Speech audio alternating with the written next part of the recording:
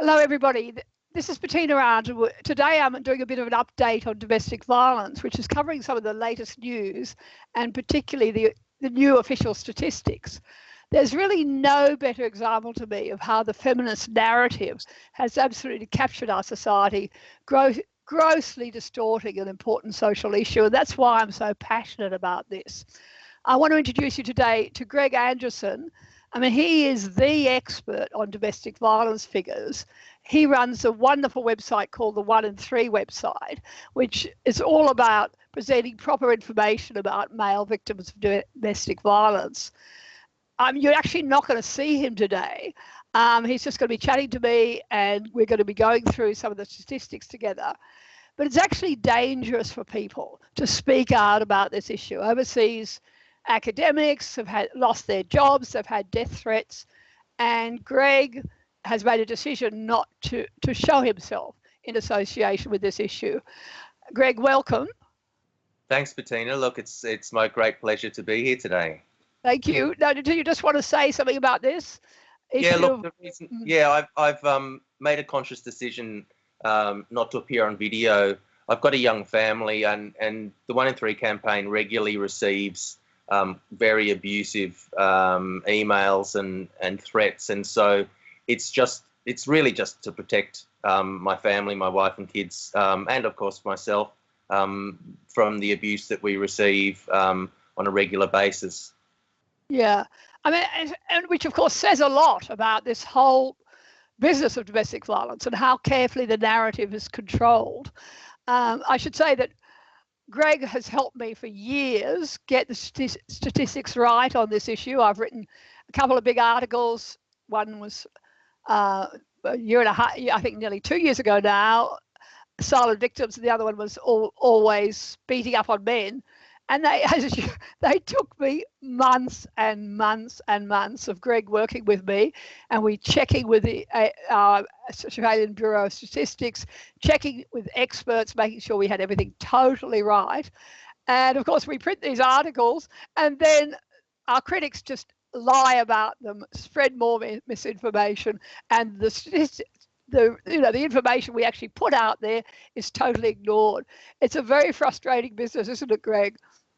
Look, it's an ongoing job. I could literally do it full time. We at the 1 in 3 campaign, we've been doing this ever since we started back in 2009. There's just so much misinformation about domestic violence coming from the media, from domestic violence organisations, from the government. I mean, just when you think you've seen the last of a particular factoid, I mean, one of my favourites that just keeps rearing its ugly head. Ever since 2004, there's been this chestnut going around that domestic violence is the leading cause of death for women aged 15 to 44. I mean, there's no evidence to support that whatsoever, but it just keeps on rearing its ugly head. And every time it does, we lodge a complaint with the Press Council and we go through and we try and get it corrected, but it's just ongoing. Yeah, people need to look at your website. They'll see how you write to this government minister, you write to this politician, you write to the ABC, presenting them all the information why that's wrong. And sometimes they don't even believe you. But even if they acknowledge it's wrong, they never properly correct it. It's an ongoing battle. Absolutely. Yeah. Greg, I first want to start with a good news story, which is really exciting to me. We have this wonderful woman. Her name is Reagan, and she's a Welsh grandmother, and she's a retired trade union equalities officer. And Reagan ran this campaign because they have an Equality and Human Rights Commission, which was allowing male victims of domestic violence to actually be discriminated against, because when they went for help with domestic violence, they were screened by these organisations they approached to determine whether they were genuine or not. And the fascinating thing is Reagan ran this campaign saying that was discriminatory because they always believed the female victims that came along and they didn't believe the men. And she won. And I think that's a real lesson for us all, that it is possible to take on these authorities and prove that men are being discriminated against. So I thought that was really inspiring. Didn't you, Greg? Look, absolutely. And look, it's absolutely the case that some male perpetrators of domestic violence and some female perpetrators pretend that they're victims in order to sort of, cover up their own violence. But the problem here was that women weren't screened and men were. If everyone was screened, okay. If no one was screened, okay. But the fact they were only screening men and not women was clearly discriminatory. And that's just such a fantastic good news story. Unfortunately, our own Human Rights Commission in Australia only seems to be concerned with the human rights of women when it comes to gender inequality. Over the years, we've met with the commissioners and tried to raise the issues of men and their lives and the way that they're affected by discrimination, and really very, very little has been done. It seems to be, gender discrimination in their eyes is discrimination against women, unfortunately. Yeah, and of course, exactly the same thing is happening here. We were very excited, Greg and I, and all the people working in this area, from the male perspective, when a few years ago the New South Wales government, our local state government, announced they were going to become the first state in Australia to offer a program for male victims of domestic violence. And I think it was like 13 million over 4 years for a pilot.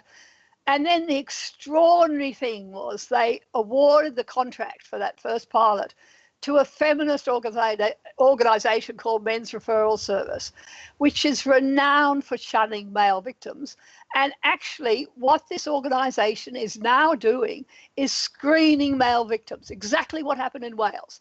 They are screening male victims and assuming that they are likely to be perpetrators. We've got their websites up in front of you now, and you'll see there. I mean, they originally were called the Men's Referral Service, and they've been rebadged Say No to Violence.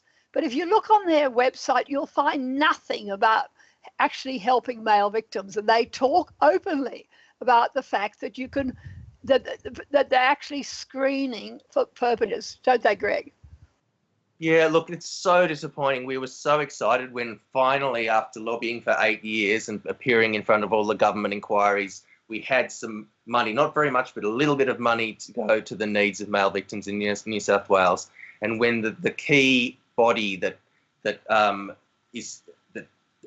manages the intake of these men was awarded to the Men's Referral Service, that has been actively downplaying and denying the existence and the needs of male victims for years. When they got the contract, it was as if the government had set up the system to fail. Yeah, I mean, it's just outrageous. And listen, people listening to this, there must be some lawyers out there. There must be some people who are willing to take this on and start lobbying. We need to lobby local members of parliament in New South Wales, but I mean, it's actually happening across the state, this sort of stuff. No services for men anywhere, and blatant discrimination against men in terms of being assumed that they're more likely to be perpetrators than victims, and screening for men and no screening for women. Women are always believed. So I think we need to get moving on this, but we better get moving, Greg, and move on to the statistics, which is what I really want to talk about today, because we've had some really exciting new stats come out from our official Australian body, the Australian Bureau of Statistics, and what we want to do today is go through some of those. Firstly, I want to look at the headlines, the way that our local media reported this release of data. We have some of the newspaper reports here. They all talked about rates of sexual violence going up, or more women facing sexual harassment, more women facing violence, and so on. There were a couple of reports actually that talk about what is fascinating, which is a major decrease in male-on-male violence, and that's an interesting thing. What I want to do is introduce you now to Scott Crow. Scott Crow is a very well-known Australian blogger. He makes YouTube videos under the name Independent Man. He's always reporting this sort of statistical data, and he's made 2 videos about it already. And he points out what's fascinating about this particular drop in male-on-male violence is that no one can really explain why that's happening, and no money has been spent at all on addressing the issue of men being physically abused, attacked by other men. And yet there's been this enormous change. So we'll listen to Scott now. Now, I don't remember the government throwing hundreds of millions of dollars at a campaign to stop violence against men or telling men to respect each other more, and yet violence prevalence rates have come down by over 40%. However, we are in the process of spending those same amounts of money on campaigns to stop violence against women. If by the next survey in 2020 we haven't seen any meaningful reduction in violence against women, will politicians come forward and admit, as David Lyon-Helm suggests, that wearing a white ribbon doesn't do anything useful? It's a fascinating thing, isn't it, Greg? What do you think?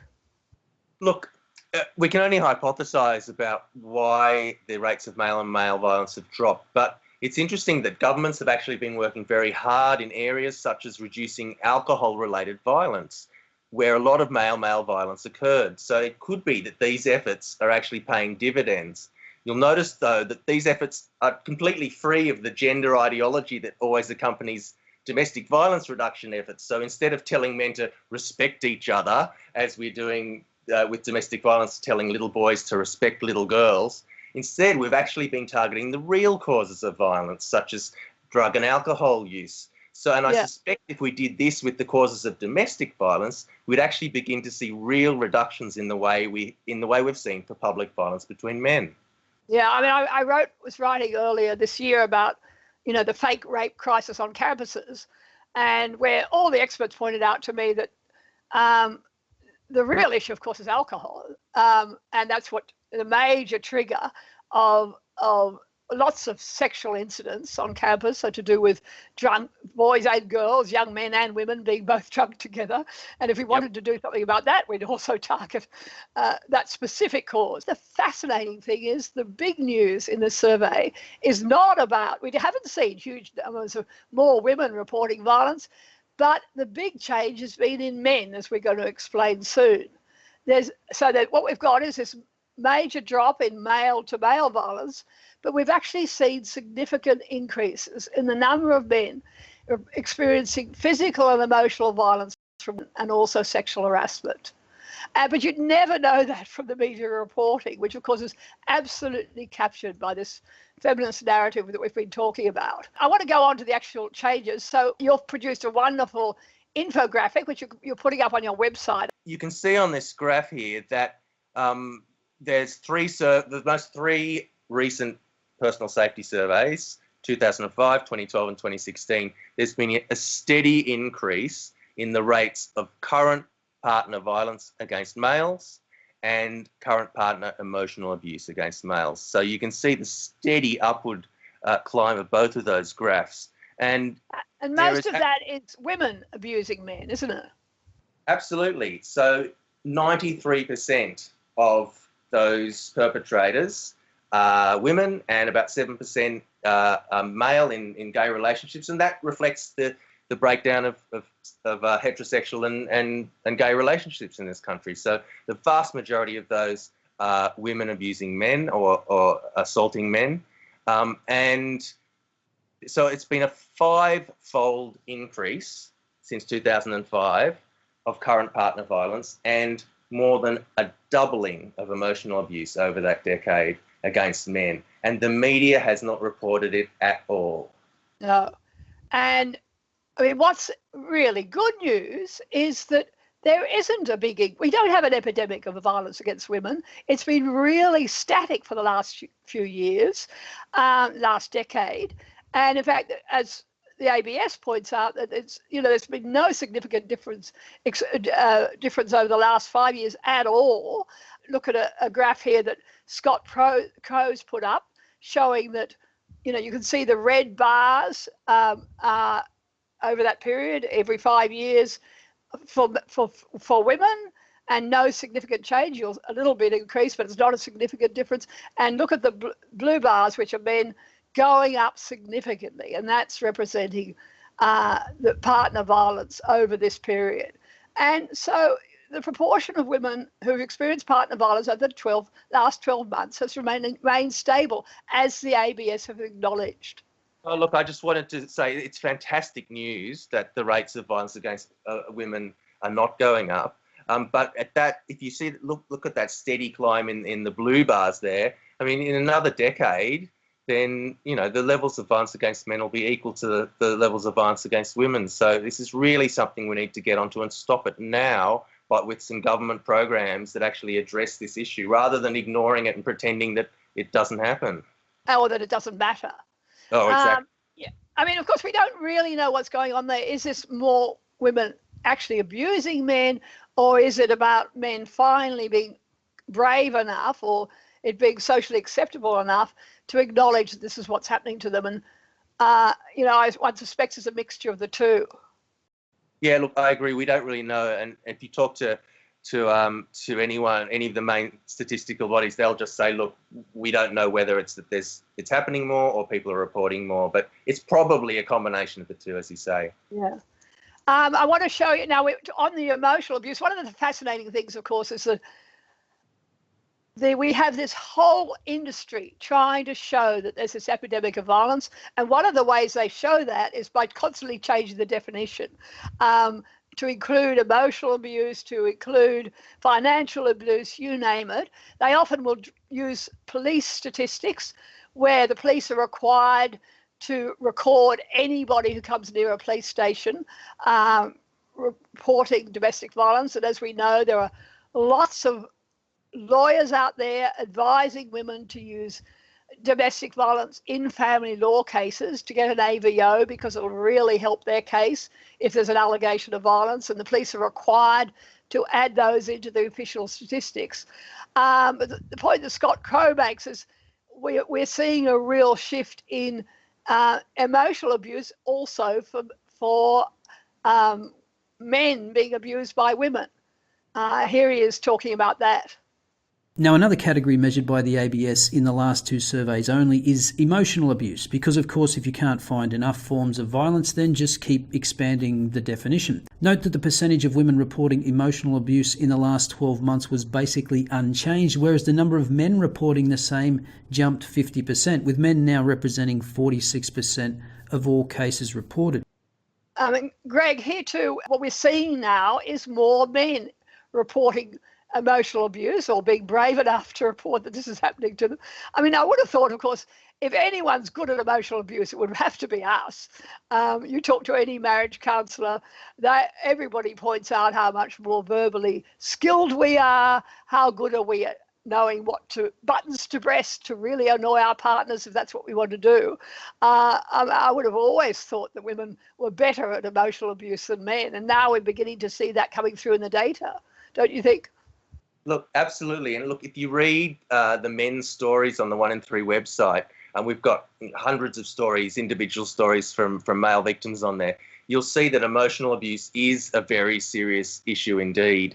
And we're really happy that the ABS is finally starting to measure the prevalence of abusive behaviour such as parental alienation, withholding access to children, social isolation, stalking and financial abuse. And we'd like to think that more men are actually coming forward and reporting being victims. I mean, we've certainly been working very hard on this over the past 8 years, but it may also be the case that in the absence of any publicly funded campaigns at all against women's violence, that violence and abuse by women may actually be increasing. I mean, if there's no messages out there saying that it's not okay for women to hit their partner, to abuse their partner, to withhold access to kids, to alienate the children, then it wouldn't surprise me if the levels are rising.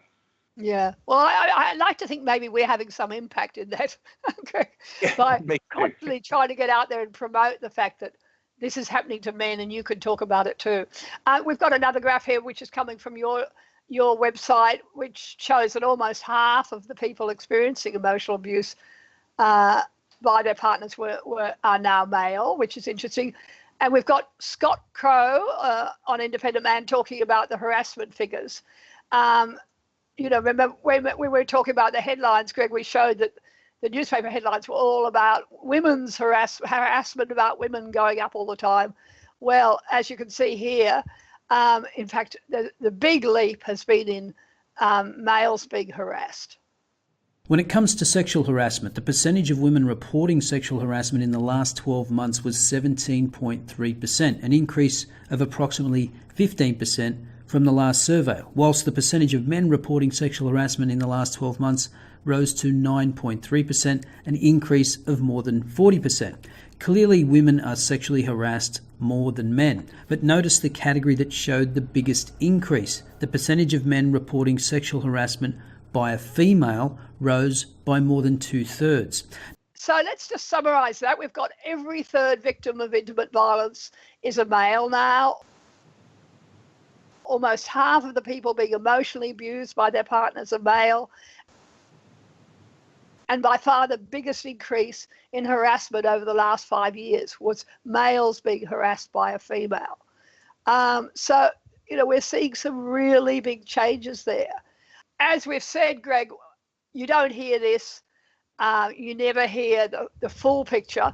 And what you hear are deliberately cherry-picked data, cherry-picked results designed to present a very different picture, such as the absolute bugbear that bothers both of us is this idea of reporting the figures on violence over a lifetime.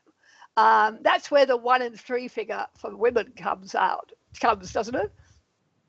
Yeah, look, it does. And the problem with measuring violence over someone's lifetime is it says absolutely nothing about what's happening today. I mean, if you ask someone, has your partner ever hit you? If you ask that of an 80-year-old person and their first boyfriend when they were 18 slapped them, suddenly that comes into the figures of today and says nothing about the rates of violence in today's society. So I really have no idea why they count those figures except so that they can over amplify the issue and say, oh my goodness, we've got all these millions of people who've been victims of violence. Now, Greg, I just want to point out that on your website, I mean, you're not trying to downplay domestic violence against women at all. And you tend not to put in the sort of comparisons I've been talking about today between what's happening to men and women, because all you're interested in is just talking and giving proper information out there about what's happening to men.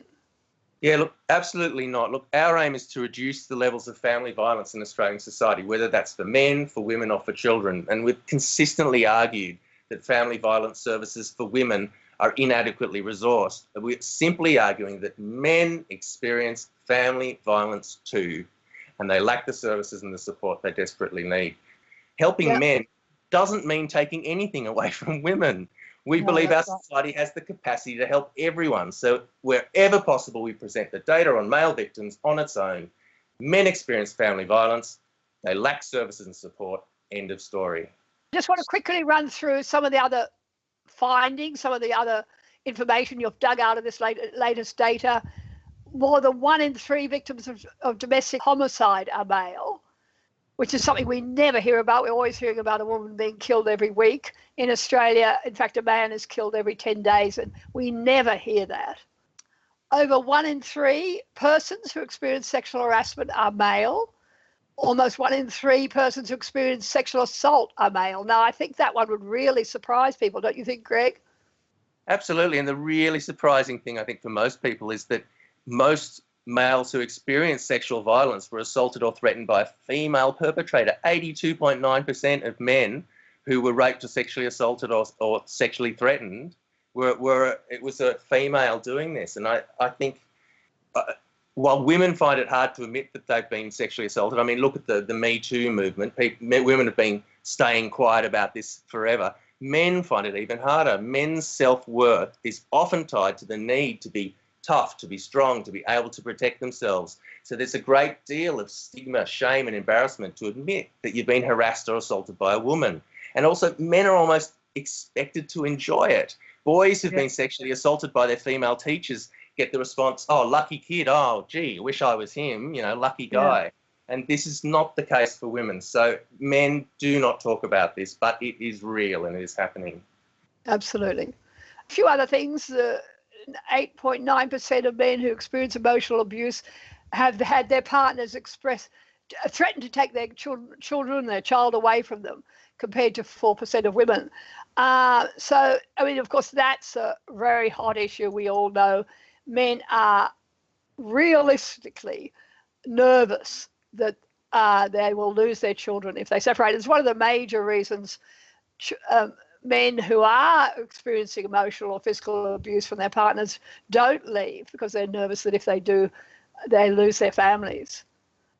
Men are 2 to 3 times more likely than women never to have told anybody about experiencing violence from their partner. And, you know, it's interesting that they're finally beginning to acknowledge this in this sort of interview.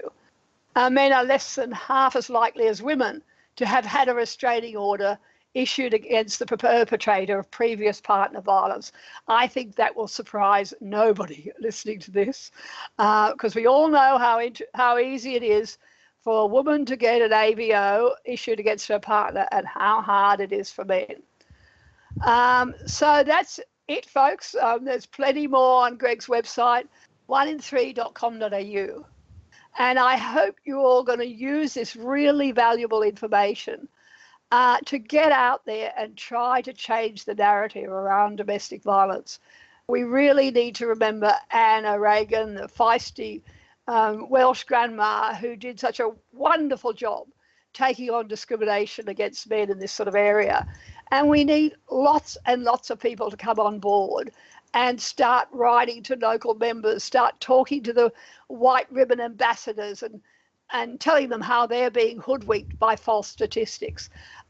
We've got across the country men sitting through white ribbon workshops in their workplace. You need to complain about that. Get young women in your workforce, get young women you work with to help you write letters of complaint about the fact this is only telling half the story. Parents who've got kids who are having to go through these white ribbon classes that are being held in schools also need to get out there and complaining. I think it's really important you get the accurate statistics to use in your letters. If you have trouble composing letters, contact us. I think, Greg, you're probably happy to help with this, as I am, to help people make complaints, to know how to approach people. We actually have letters we've helped other people use in these sort of situations, and we can pass them on to you. There's actually a section on the 1in3 website where there's a sort of a pro forma letter you can send out to politicians. So if you want a quick and easy way, go to our website, send out a few emails, a few letters. But absolutely, we're more than happy to help you. If there's anything you're not sure about, or you want to include the latest accurate statistics, contact us via the website or contact Bettina. Yes, just this week we've had a doctor who's in Queensland doing a wonderful job taking on the College of GPs, who keeps sending him information about female victims of violence, and we've been supplying him with the latest statistics so that he can write back to them and say, you are using wrong data here. So big plea, everybody, get moving, get active. Don't allow the feminist narrative to control this really important issue. Thanks very much. Thank you, Greg, for helping me today. Thanks, Bettina. And if you'd like to support me, make more videos like this, you can support me by liking my videos, by spreading the word about what I'm doing, by supporting me on Patreon or on PayPal. Thanks, everybody.